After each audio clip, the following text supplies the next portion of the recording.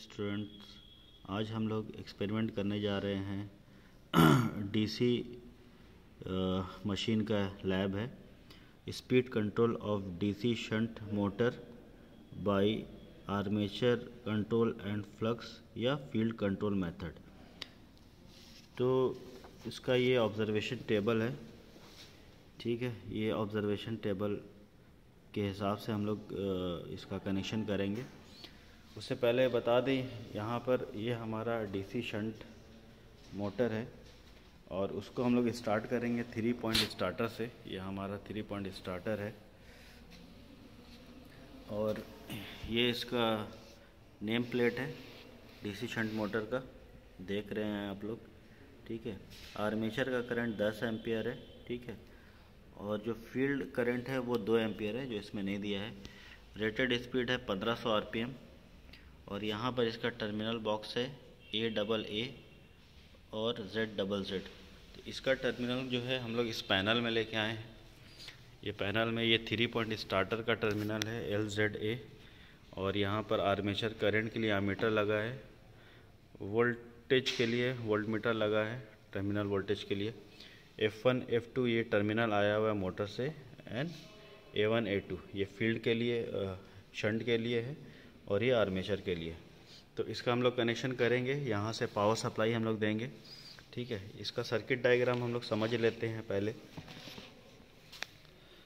तो इसका circuit diagram इस तरह है। ये पॉजिटिव टर्मिनल ये जाएगा आपका 3 पॉइंट स्टार्टर के L टर्मिनल में। उसके बाद Z टर्मिनल जो है वो आमीटर के थ्रू जो है वो आमीटर में जाएगा और आमीटर से निकल के वेरिएबल रियोस्टेट में जाएगा और वेरिएबल रियोस्टेट से निकल के F1 टर्मिनल में जाएगा। तो यहाँ से यहाँ तक का कनेक्शन कंप्लीट करते हैं, ठीक है। उसके बाद पॉइंट A जो है हमारा स्टार्टर का, वहाँ से कनेक्शन शुरू करते हैं। वो भी आमीटर में जाएगा, 0 से 10 एम्पियर इसका रेंज रहेगा। वहाँ से निकल के हम लोग जाएंगे रियोस्टेट में, जो वेरिएबल होगा 300 ओम का, और वहाँ से निकल के A1 में जाएंगे। और ये रियोस्टेट के बीच में एक वोल्टमीटर भी हम लोग लगाएंगे साथ में। और उसके बाद जो हमारा A2 टर्मिनल है वो F2 टर्मिनल में कनेक्ट होगा और F2 टर्मिनल जो है वो निकल के आपके माइनस टर्मिनल में जाएगा, जो हम लोग DC 220 वोल्ट लेंगे। तो स्टूडेंट, यहाँ पर हम लोग को करना क्या है, कनेक्शन करने के बाद हम लोगों को जो है मोटर को स्टार्ट करना है। मोटर को स्टार्ट करने के बाद इसका जो रेटेड आरपीएम है उस पर हम लोग क्या करेंगे, सेट करेंगे मोटर की स्पीड को 1500 आरपीएम में। उसके बाद हम लोगों को जो है दोनों का जो रियोस्टेट का वैल्यू है ना, वहाँ पर जो वोल्टेज है उसको 0 रखना है। उसके बाद एक एक करके हम लोगों को इसका जो रियोस्टेट है उसका वैल्यू बढ़ाना है। और ऐसा करने के बाद हम लोग देखेंगे कि हमारा जो स्पीड है मोटर का वो बढ़ रहा है या घट रहा है, ठीक है। तो जब हम फील्ड के रियोस्टेट को का वैल्यू को बढ़ाएंगे, इसका मतलब हम लोग फील्ड कंट्रोल मेथड यूज़ कर रहे हैं। और जब आर्मेचर के रियोस्टेट को अगर हम बढ़ाएंगे तो वहाँ पर हम लोग आर्मेचर कंट्रोल मेथड यूज़ कर रहे होंगे। तो ये हमारा ऑब्जर्वेशन टेबल है। यहाँ पर आर्मेचर का जब रेजिस्टेंस को बढ़ाएंगे तो यहाँ पर करंट का वैल्यू लिखेंगे, उसके रिस्पेक्ट में स्पीड का जो वैल्यू आएगा वो लिखेंगे। उसी तरह जब हम फील्ड कंट्रोल मेथड यूज़ करेंगे तो वहाँ पर फील्ड में जो लगा हुआ रियोस्टेट है उसके वैल्यू को हम लोग चेंज करेंगे और यहाँ पर जो फील्ड में जो फील्ड का जो करंट चेंज होगा उसको लिखेंगे और उसके रिस्पेक्ट में जो स्पीड जो चेंज होगा उसको हम लोग यहाँ पर नोट डाउन करेंगे। तो इसका कनेक्शन हम लोग शुरू करते हैं। कनेक्शन करके जो है हम आप लोग को डायरेक्ट दिखा देंगे कैसे कनेक्शन हुआ है। और यहाँ पर हम लोग कनेक्शन कर लेते हैं पॉज करके, क्योंकि काफ़ी टाइम लग जाएगा अगर आपको लाइव अगर हम दिखाएं कनेक्शन। ओके स्टूडेंट, तो ये सर्किट डायग्राम है हमारा। इस सर्किट डायग्राम को हम लोग यहाँ पर किए हैं। तो यहाँ पर डायग्राम के हिसाब से सर्किट देखते हैं। ये जो मेरा पॉजिटिव टर्मिनल है वो L टर्मिनल में गया है, ठीक है। और ये पॉजिटिव नेगेटिव के टर्मिनल से हम लोग पैरेलल में वोल्टमीटर से कनेक्ट कर दिए हैं, ठीक है। ये L में गया है पॉजिटिव टर्मिनल हमारा। उसके बाद जो Z टर्मिनल है, Z टर्मिनल निकल के आमीटर में गया है, आमीटर के थ्रू हमारा रियोस्टेट में, और रियोस्टेट से ये ब्लू वाला वायर ये निकल के आपके F1 टर्मिनल में गया है। सेम कनेक्शन हम लोग A के साथ भी करेंगे। A टर्मिनल निकल के हमारा जो आमीटर है उसके पॉजिटिव में गया है, इसका नेगेटिव टर्मिनल निकल के रियोस्टेट में गया है, और रियोस्टेट का जो आउटपुट है वहाँ से निकल के ये येलो वायर जो है वो चला गया है A1 में। ठीक है, उसके बाद A2 और F2 को शॉर्ट करेंगे। यहाँ पर हम देख रहे हैं F2 टर्मिनल और A2 टर्मिनल कॉमन है, शॉर्ट है, और वहाँ से निकल के नेगेटिव में चला गया। तो हम लोग भी क्या करेंगे, यहाँ F2 और A2 को शॉर्ट करेंगे और वहाँ से निकल के ये वाला वायर हमारा नेगेटिव में आ गया। ठीक है, ये कनेक्शन करने के बाद हम लोग को क्या करना है कि ये जो रियोस्टेट है आर्मेचर के साथ जो लगा हुआ है उसके पैरेलल में एक वोल्टमीटर को जोड़ देना है। उसके बाद मोटर को ऑन करना है। ठीक है, और फर्स्ट टाइम जो हमारा रियोस्टेट का जो पोजीशन रहेगा दोनों का वो मिडिल पे रहेगा, क्योंकि हमको मालूम नहीं है किस तरफ मैक्सिमम है और किस तरफ मिनिमम है। ठीक है, और उसके बाद दोनों का हम लोग क्या करेंगे, वोल्टेज का जो वैल्यू है वो ज़ीरो रखेंगे, पोटेंशियल डिफरेंस जो है दोनों का ज़ीरो रखेंगे। तो यहाँ इसके पैरेलल में भी एक आमीटर लगा देंगे हम लोग, जो हमारा वोल्ट मीटर की तरह काम करेगा। ये हमारा वोल्ट मीटर है, इसको हम लोग पैरेलल में जोड़ देंगे।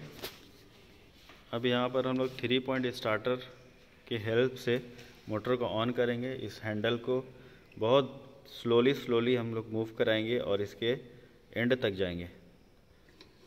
यहाँ से पहले पावर सप्लाई ऑन कर लेते हैं, वहाँ पावर सप्लाई नहीं है, पावर सप्लाई ऑन कर। तो यहाँ पे पावर आ गया है, इसका मेन स्विच को ऑन करते हैं। तो यहाँ पर देख रहे हैं हमारा 240 वोल्ट दिखा रहा है, तो पैनल में सप्लाई आ गया है 3 पॉइंट में। अब ये 3 पॉइंट को हम धीरे धीरे मूव कराएंगे। ठीक है, और इसके लास्ट जो है होल्डिंग कॉयल है वहाँ तक जाएंगे। तो जैसे जैसे हम इसको धीरे धीरे मूव करा रहे हैं यहाँ हमारा मोटर घूमना शुरू हो गया है। ठीक है, और इसी तरह धीरे धीरे इसको मूव कराते कराते लास्ट तक जाएंगे। ये होल्डिंग कॉयल में ये होल्ड हो जाता है यहाँ पे। ठीक है, मोटर मेरा ऑन हो चुका है। आर्मेचर के पैरेलल में देखिए ये हमारा वोल्टेज दिखा रहा है कुछ, है ना। इसको हम लोग क्या करेंगे, ज़ीरो करेंगे। ठीक है,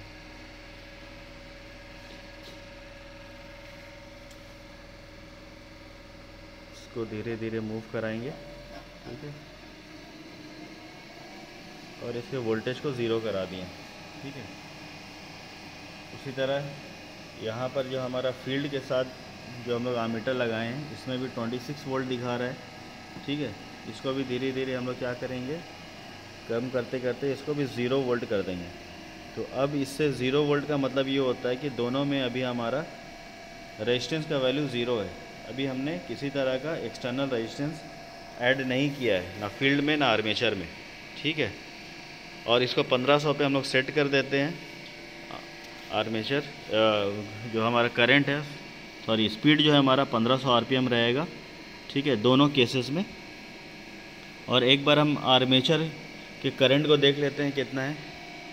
तो आर्मेचर का करंट यहाँ पे बहुत कम है, ये आपके लगभग 0 और 2 यानी कि बीच में 10 डिवीज़न है, एक डिवीज़न आपका 0.2 का है। तो ये 0.2 पे आ रहा है, लगभग 0.2 पे 1500 आरपीएम आ रहा है। ठीक है, अब यहाँ पर हम क्या कर रहे हैं, हमारा आर्मेचर में जो एक्सटर्नल रेजिस्टेंस है वहाँ पर इसका वैल्यू को हम बढ़ा रहे हैं। तो यहाँ करंट देखें, करंट थोड़ा सा डिक्रीज़ हुआ है। ठीक है, ये आपको हो गया 0.15 हो गया करंट। और स्पीड इसका मेज़र कर लेते हैं टाइकोमीटर से। इसका स्पीड आ रहा है 1402। 1400 थोड़ा सा वेरी करता है ये 1400 आर्मेचर कंट्रोल में 1403। जब करंट का वैल्यू या रियोस्टेट का वैल्यू बढ़ाएं तो इसका करंट थोड़ा सा कम हुआ, और थोड़ा सा हम इसको कम करने की कोशिश करते हैं। ये लगभग 0.10 आ गया है। अब इसका स्पीड हम लोग फिर से देख लेते हैं, स्पीड कितना हुआ है। तो ये 1220 है लगभग, 1220। इसका मतलब क्या हुआ, जब हम आर्मेचर का जो रेजिस्टेंस जैसे से हम बढ़ाते हैं स्पीड जो है हमारा कम होता है, ठीक है, रेटेड स्पीड से बिलो जाता है, ठीक है। तो जहाँ पर भी हमको स्पीड को कम करना होगा वहाँ पर हम लोग क्या करेंगे, वहाँ पर हम लोग आर्मेचर के सीरीज़ में एक रियोस्टेट लगाएंगे। ओके स्टूडेंट, अब हम लोग क्या करेंगे, जो हमारा फील्ड का रेजिस्टेंस है उसका वैल्यू हम लोग चेंज करेंगे। फ़िलहाल अभी इसका जो वैल्यू है 0.2 एम्पियर है, 2 एम्पियर में लगाएं तो ऊपर वाला रीडिंग हम लोग देखेंगे। 0.2 एम्पियर हमारा करंट है और उसमें 1500 आरपीएम है, ठीक है। अब इससे अब हम क्या करेंगे, इसका वैल्यू को थोड़ा सा बढ़ाएंगे, रेजिस्टेंस का वैल्यू को। तो रेजिस्टेंस का वैल्यू जैसे हम बढ़ाते हैं करंट का वैल्यू थोड़ा सा कम होता है। और यहाँ पर स्पीड देख लेते हैं कितना आ रहा है हमारा, ये लगभग 1594 आ रहा है।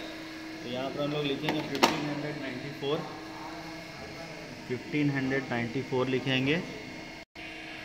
इसका करंट का वैल्यू हो गया 0.18, ठीक है। एक और रीडिंग लेते हैं, इसी तरह सेम प्रोसेस हम लोग करेंगे। यहाँ पर से थोड़ा सा इसका वैल्यू को हम बढ़ाते हैं फिर से।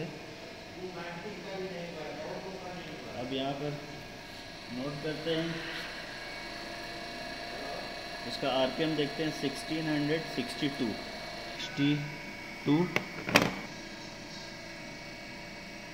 इसका जो करंट है वो आ रहा है तुम्हारा 0.16। तो यहाँ पर देखते हैं जब हमारा फील्ड में रियोस्टेट का वैल्यू जब हम बढ़ाते हैं तो यहाँ पर भी करंट डिक्रीज़ कर रहा है, लेकिन यहाँ पर हमारा जो स्पीड है वो क्या होता है, वो इंक्रीज़ करता है। तो इस तरह हम लोग इस लैब को परफॉर्म करते हैं, ठीक है। डीसी मशीन जो है हमारा, डीसी शंट मोटर, उसके स्पीड को हम लोग कंट्रोल करते हैं आर्मेचर और फील्ड से, ठीक है।